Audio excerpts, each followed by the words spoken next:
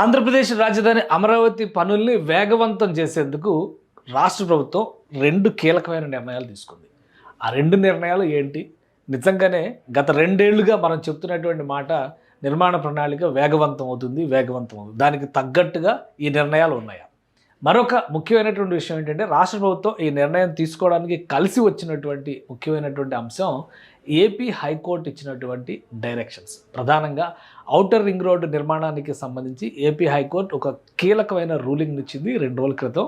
అలానే AP CM Chandrababu Naidu కూడా ముఖ్యమైనటువంటి ఒక భేటీని నిర్వహించారు. అది కూడా అమరావతి రైతాంగంతో జరిపినటువంటి సమాలోచన. ఇది ఆల్రెడీ అందరికీ తెలిసిందే. ఆ రోజు రాష్ట్ర మంత్రులు, ముఖ్యమంత్రి చంద్రబాబు నాయుడుతో పాటు రాష్ట్ర మంత్రులు, వివిధ శాఖల అధికారులు 2వ దశ ల్యాండ్ పూలింగ్కి సంబంధించి ఆ ప్రాంత రైతాంగంతో ఒక భేటీ నిర్వహించారు. ఇందులో కీలకమైనటువంటి కొన్ని అభ్యంతరాలు రైతులు తెలియజెప్పినాయి, ముఖ్యమంత్రి దృష్టికి తీసుకువెళ్ళినాయి. వాటిని సానుకూలంగా స్పందించి వాళ్ళకి ఇవ్వాల్సినటువంటి యాన్యుటీతో సహా అన్ని అంశాలు 10 ఏళ్ల పాటు కౌలు ఇవ్వడంతో సహా అన్ని అంశాలకు కూడా రాష్ట్ర ప్రభుత్వం ఆమోదం తెలిపింది. సో వేగవంతంగా 2వ దశ ల్యాండ్ పూలింగ్కి ముందడుగు పడుతుంది. ఇది ఎందుకు అంటే అమరావతిలో 2వ దశ ల్యాండ్ పూలింగ్కి సంబంధించి ఇది ఒక కీలకమైనటువంటి ముందడుగు. అయితే ఔటర్ రింగ్ రోడ్డు పరిధిని ప్రధానమైనటువంటి ఎజెండాగా రాష్ట్ర ప్రభుత్వం ఎంచుకుంది. ఆల్రెడీ మనకు తెలుసు ఔటర్ రింగ్ రోడ్డుకి సంబంధించినటువంటి ప్రణాళిక మొత్తం కూడా కంప్లీట్ అయిపోయింది. ఒక భారీ రహదారి అంటే 190 కిలోమీటర్ల రేడియస్లో ఒక వలయ రహదారి వస్తుంది, మధ్యలో ఒక అంతర్వలయ రహదారి. ఈ 2 కూడా ప్రణాళికలో ఉంది. ఈ ప్రాంతం మొత్తాన్ని కూడా పట్టణీకరించడానికి కావాల్సినటువంటి ప్రణాళికను రాష్ట్ర ప్రభుత్వం రెడీ చేస్తుంది. అందులో భాగంగా 2 కీలకమైనటువంటి నిర్ణయాలు తీసుకుంది. ఒకటి 2వ దశ ల్యాండ్ పూలింగ్కి సంబంధించి మార్గం సుగమం చేసుకోవడం. ఎందుకు 2వ దశ కీలకమైంది అంటే ఇక్కడ మనం ఇక్కడ వరకు ఈ పరిధిలో ఉన్నటువంటి ప్రాంతం మాత్రమే ఇప్పటివరకు ల్యాండ్ పూలింగ్ జరిగింది. ఈ ఇన్నర్ రింగ్ రోడ్డుకి సంబంధించి గెజిట్ నోటిఫికేషన్ జరిగింది. ఆ ప్రక్రియ ఆయా ప్రాంతాలతో సంబంధం లేకుండా అంటే వాటిని ఒక అర్బన్ క్లస్టర్ లాగా తీసుకొచ్చేటువంటి నిర్ణయం కాకపోయినప్పటికీ కూడా అంతర్వలయ రహదారికి కావాల్సినటువంటి భూ సమీకరణ సేకరణ మాత్రం జరుగుతుంది, అది భవిష్యత్తులో.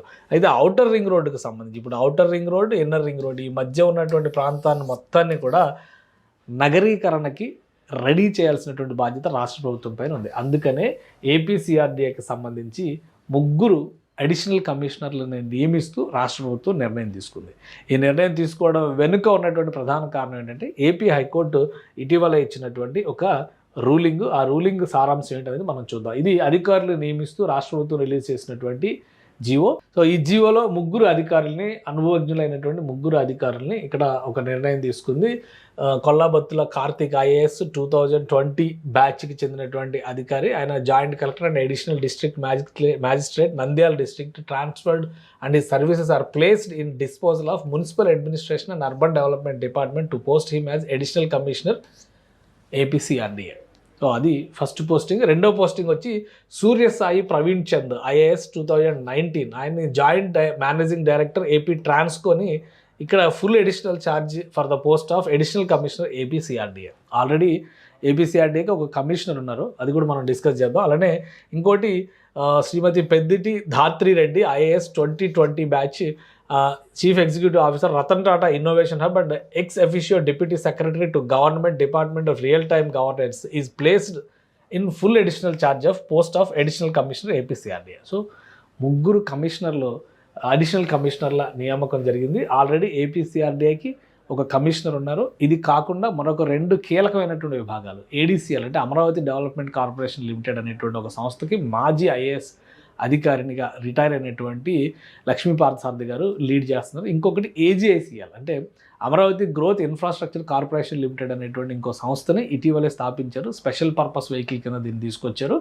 కీలకమైనటువంటి ప్రతిష్టాత్మకమైనటువంటి నిర్మాణాల పర్యవేక్షణ మొత్తం ఈ సంస్థ చూస్తుంది. దీనికి ఎస్వీఆర్ శ్రీనివాస్ గారు మాజీ ఐఏఎస్ అధికారి, సీనియర్గా చేసి రిటైర్ అయినటువంటి వ్యక్తి, ఆయన లీడ్ చేస్తున్నారు. వీళ్ళు కాకుండా 3 అధికారులను మళ్ళీ ఎందుకు నియమించింది రాష్ట్ర ప్రభుత్వం అనేటువంటి సందేహం చాలామందిలో ఉండొచ్చు. ఆల్రెడీ కన్నబాబు గారి ట్రాన్స్ఫర్నే చాలామంది ఇది అన్ఎక్స్పెక్టెడ్ ట్రాన్స్ఫర్గా భావించారు. 14 నెలలు మాత్రమే ఆయనకి అవకాశం ఇచ్చారు. వెంటనే విజయరామరాజు గారిని తీసుకురావడం వెనక ఆంతర్యం ఏంటంటే చాలా చర్చలు జరిగినాయి. అయితే వ్యూహాత్మకంగా పనిని స్పీడప్ చేయడానికి రాష్ట్ర ప్రభుత్వం ఒక పని విభజన ప్రక్రియకి నాంది పలికింది. అందులో భాగంగానే వీళ్ళందరినీ తీసుకొచ్చింది. ఇప్పుడు ఏవైతే ప్రాంతాలు ఉన్నాయో ఈ ప్రాంతాల పరిధిలో ఉన్నటువంటి ల్యాండ్ పూలింగ్కి సంబంధించినటువంటి సమస్యలతో పాటు నిర్మాణ ప్రణాళిక వీటన్నిటిని కూడా లీడ్ చేసేటువంటి బాధ్యతను వీళ్ళకి అప్పగించబోతున్నారు.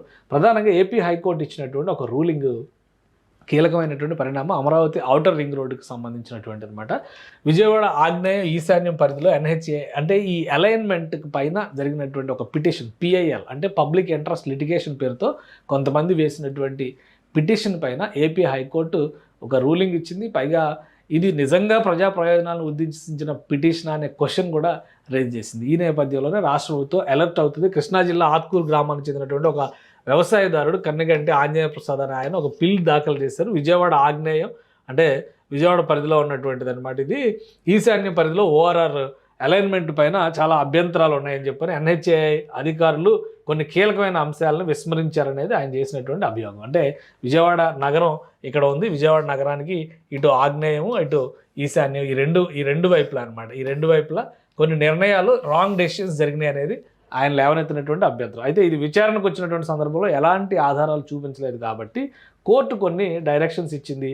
ప్రజా ప్రయోజనాల కోసం తీసుకునేటువంటి ఇలాంటి నిర్ణయాల్లో న్యాయ వ్యవస్థ ఇన్వాల్వ్మెంట్ తక్కువ ఉంటుంది. దానికి సంబంధించి సుప్రీంకోర్టు రూలింగ్స్ ఉన్నాయి. సో జస్టిస్ ధీరజ్ సింగ్ ఠాకూర్ ఆయన బెంచ్నే ఈ కేసును విచారించింది అనమాట. ఓఆర్ఆర్ నిర్మాణాన్ని ఆపలేమని చెప్పిన ఒక క్లారిటీ ఇచ్చేసింది.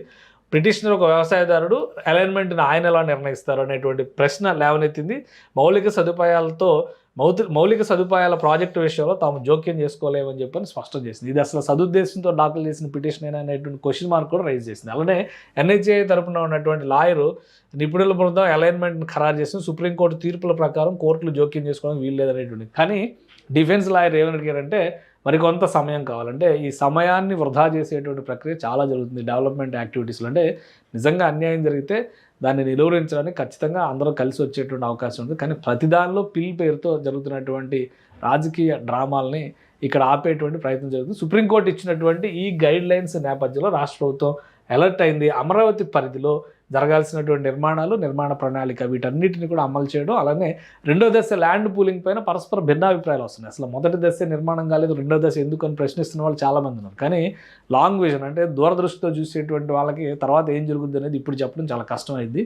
కానీ రాష్ట్ర ప్రభుత్వం ఏంటంటే ఒక ప్రణాళికను తీసుకున్న తర్వాత ఎన్ని సమస్యలు వచ్చినా ముందుకు పోవాలని నిర్ణయం తీసుకుంది. అందులో భాగంగానే ఒక కీలకమైన నిర్ణయం రైతులతో భేటీ కావడం, రైతులకి సంబంధించినటువంటి అభ్యంతరాలపైన నేరుగా ముఖ్యమంత్రే క్లారిటీ ఇవ్వడం, వాళ్ళకి ఇచ్చేటువంటి కాంపన్సేషన్స్ వీటన్నిటిపైన కూడా ఒక స్పష్టత ఇవ్వడం. ఇప్పుడు 10 ఏళ్ళుగా అమరావతి కోసం ల్యాండ్స్ ఇచ్చినటువంటి రైతుల పరిస్థితి ఏంటి అనేటువంటి చర్చ వచ్చినప్పుడు కూడా ఆయన ఒక స్పష్టమైనటువంటి నిర్ణయాన్ని ప్రకటించారు. అమరావతికి చట్టబద్ధత వచ్చింది కాబట్టి ఇక నుంచి ఎవరూ దాన్ని కదిలించేటువంటి అవకాశం లేదనేటువంటి భరోసాని ముఖ్యమంత్రి ఇచ్చారు. దాంతోపాటు ఔటర్ రింగ్ రోడ్డు పరిధిలో ఉన్నటువంటి అలైన్మెంట్స్, ఇప్పుడు outer ring road land pooling జరుగుతుంది. దీనికి సంబంధించి మొదటి ల్యాండ్ పూలింగ్ ఇటు గుంటూరు జిల్లా పరిధిలోను పల్నాడు జిల్లా పరిధిలోనే ప్రారంభమైంది. పల్నాడు జిల్లా పరిధిలో చాలా చిన్నది, కానీ గుంటూరు జిల్లా పరిధిలో దాదాపు 21 గ్రామాల్లో 6,000 ఎకరాల వరకు భూములు సేకరించేటువంటి అవకాశం ఉంది.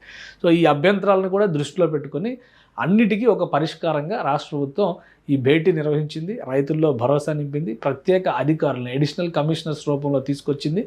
ల్యాండ్ పూలింగ్ అనేటువంటి ప్రక్రియ ఒక దశలో జరుగుతుంది. అలానే ల్యాండ్ ఎక్విజిషన్ ప్రక్రియ కూడా రెండో దశలో జరుగుతుంది. ఎందుకంటే ల్యాండ్ ఎక్విజిషన్ అనేది ఈ అలైన్మెంట్ మొత్తం ల్యాండ్ ఎక్విజిషన్తోనే నడుస్తుంది. ఈ ల్యాండ్ ఎక్విజిషన్కి సంబంధించినటువంటి బాధ్యత రాష్ట్ర ప్రభుత్వం అనేది నిర్మాణ ప్రణాళిక ఎన్హెచ్ఏఐ అంటే కేంద్ర ప్రభుత్వం చూస్తుంది. కాబట్టి ఔటర్ రింగ్ రోడ్డు పరిధిలో ఒక భారీ అర్బన్ క్లస్టర్ నిర్మాణానికి కావాల్సినటువంటి ప్రణాళికని అమలు చేసేటువంటి క్రమంలోనే రాష్ట్ర ప్రభుత్వం అధికారులని అదనంగా నియమించడంతో పాటు కొన్ని కీలకమైనటువంటి చర్యలు తీసుకుంది. సో ఇక్కడ నుంచి అమరావతి నిర్మాణానికి సంబంధించినటువంటి ప్రణాళిక మరింత వేగవంతం అయ్యేటువంటి అవకాశం ఉంది.